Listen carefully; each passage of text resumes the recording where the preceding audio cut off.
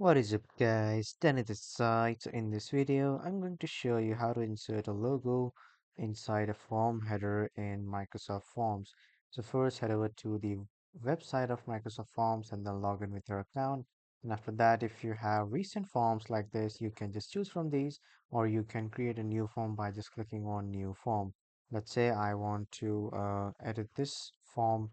So I'll just select it once and after that, I'll just click on the heading and when I click on the heading on the right side, you can see this icon, which is the insert, paste or drag media.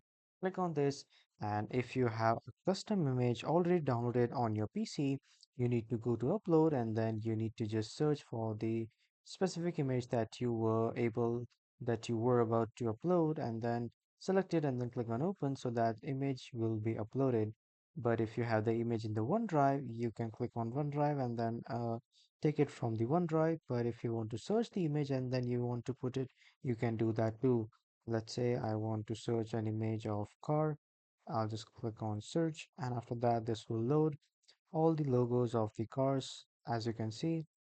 And let's say I like this one, I'll just simply select it once. I'll click it once, then it will select it and then I'll click on add.